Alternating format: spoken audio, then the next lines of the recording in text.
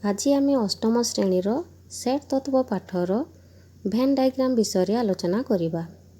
Set ଗୁଡ଼ିକୁ van ଚିତ୍ର ମାଧ୍ୟମରେ କିପରି ପ୍ରକାଶ କରିପାରିବା, ଯାହାକି ସର୍ବପ୍ରଥମେ ଭେନ୍ ଚିତ୍ରର ଧାରଣା ବିଶିଷ୍ଟ ତର୍କଶାସ୍ତ୍ରବିତ୍ ଜନ୍ ଭେନ୍ ପ୍ରଦାନ କରିଥିଲେ। ଆଜି ଆମେ ଅଷ୍ଟମ ଶ୍ରେଣୀ ସେଟ୍ ତତ୍ତ୍ୱର ଭେନ୍ ଚିତ୍ର ବା ଭେନ୍ ଡାଇଗ୍ରାମ ବିଷୟରେ ଆଲୋଚନା କରିବା। ଏ ସେଟ୍କୁ କିପରି ଭେନ୍ ଚିତ୍ର ମାଧ୍ୟମରେ ପ୍ରକାଶ କରିବା।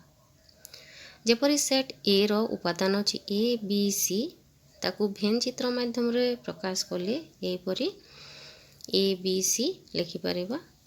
ସେଟ୍ ବି ର ଉପାଦାନ ଗୁଡ଼ିକ ହେଲା A B C D E F, ତାକୁ ଆମେ ଭେନ୍ ଚିତ୍ର ମାଧ୍ୟମରେ ପ୍ରକାଶ କରିପାରିବା।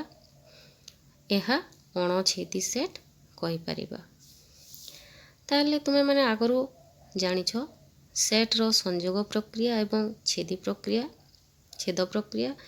ତ ସେଟ୍ ଏ ୟୁନିୟନ୍ ବି ସମାନ କ'ଣ ହେବ? ଏ ଓ ବି ର ସମସ୍ତ ଉପାଦାନକୁ ନେଇ ଗଠିତ ସେଟ୍।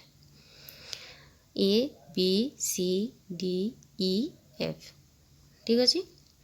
ଏ ଇଣ୍ଟରସେକ୍ସନ୍ ବି ମାନେ ଏ ସେଟ୍ ଏବଂ ବି ସେଟ୍ରେ ଯେଉଁ ସେଟ୍ ଗୁଡ଼ିକ ସାଧାରଣ ବା ଯେଉଁ ଉପାଦାନ ଗୁଡ଼ିକ ଉଭୟ ସେଟ୍ରେ ଅଛନ୍ତି ଏ ବି ସି। ତ ଏଇ ଉଦାହରଣରେ ଦେଖ, ଏ ସେଟ୍ର ସମସ୍ତ ଉପାଦାନ ବି ସେଟ୍ରେ ଅଛି। ତାହେଲେ ତାକୁ ଆମେ କ'ଣ କହିବା? ଏ ସବସେଟ୍ ଅଫ୍ ବି। ଚିତ୍ର ମାଧ୍ୟମରେ ଆମେ ପ୍ରଦର୍ଶନ କଲେ ଏ ସବସେଟ୍ ଅଫ୍ ବି। ଏହା ବାହାର ବି ସେଟ୍ ଭିତର ଏ ସେଟ୍, ମାନେ ଏଇ ବି ସେଟ୍ ମଧ୍ୟରେ ଏ ସେଟ୍ ରହିପାରୁଛି। ତେଣୁ ଏ ସବସେଟ୍ ଅଫ୍ ବି, ତାକୁ କ'ଣ ପଢ଼ିବା? ଏ ସବସେଟ୍ ଅଫ୍ ବି, ଠିକ୍ ଅଛି। ଏ ସବସେଟ୍ ଅଫ୍ ବି। ତାହେଲେ ଭେନ୍ ଚିତ୍ରରେ କିପରି ପ୍ରଦର୍ଶନ କରିବା? ଏ ୟୁନିୟନ୍ ବିକୁ, ଏହା ଏ ସେଟ୍, ଏହା ବି ସେଟ୍। ଏ ୟୁନିୟନ୍ ବି ମାନେ ଏହିପରି ଆମେ ଅଙ୍କିତ କରିପାରିବା। ଏହା A union B. A intersection B, A B C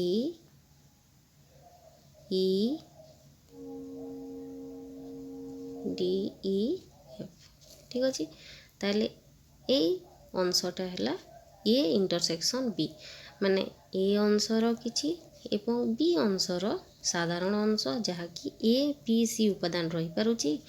ଏହା ଏ ଇଣ୍ଟରସେକ୍ସନ୍ ବି, ଠିକ୍ ଅଛି।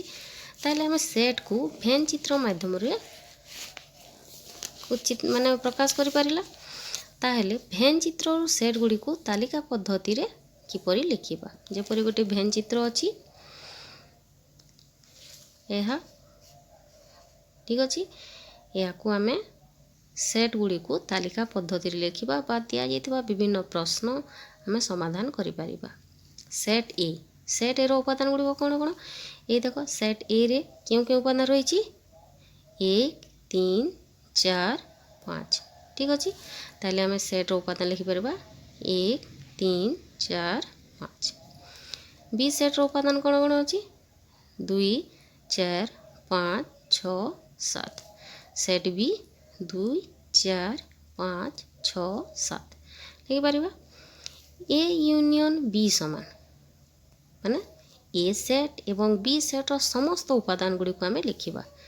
ସମସ୍ତ ଉପାଦାନ ଏହା ଲେଖିଲା 1 2 3 4 5 6 7, ଠିକ୍ ଅଛି। ତାହେଲେ ଏ ଇଣ୍ଟରସେକ୍ସନ୍ ବି କ'ଣ ଲେଖିପାରିବା? କେଉଁ ଉପାଦାନ ଗୁଡ଼ିକ ଉଭୟ ସେଟ୍ରେ ଅଛି? ଏହା ଦେଖ, 4 ଏବଂ 5। ଏହି ଉପାଦାନ 4 ଉପାଦାନ ଏବଂ 5 ଉପାଦାନ ଏ ସେଟ୍ର ମଧ୍ୟରେ ଅଛି, बी सेट मध्य अच्छी से ए इंटरसेक्शन बी माने 4 5 ठीक अच्छे। ताले ए माइनस बी ए सेट्र उपादान रु बी सेट्र उपादान गुड़िक चलीज जहाँकि आम अंतर प्रक्रिया कहूँ 4 5 ए सेट्रे भी अच्छी बी सेट्रे भी अच्छी तेणु बी सेट्रु आम काटिदेवा जहाँ को आम भेन चित्र माध्यम जदि करिपरिबा ताहेले कौन हेबो एहीपरि आम कहिपरिबा ए बी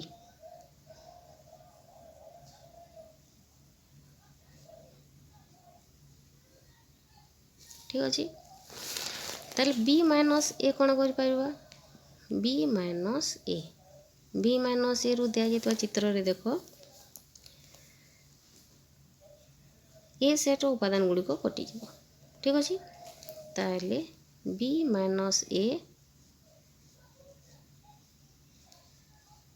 यहीपरि आम करिपरिबा एवं यार समाधान करिपरिबा यहीपरि आम लिखिपरिबा यह बी सेट बी रु ए सेट रो उपादान गुड़िक चलीज ठीक अच्छे। ताले आम ए माइनस बी ए प्रकार चिन्हट करिपरिबा बी माइनस ए आम ए प्रकार प्रकाश करिपरिबा ठीक अच्छे। ताहेले आज एतिकी पुणी आम आउ दिन आलोचना करिबा ठीक अच्छे। बुझी सारिला परे एहाकू समाधान कर।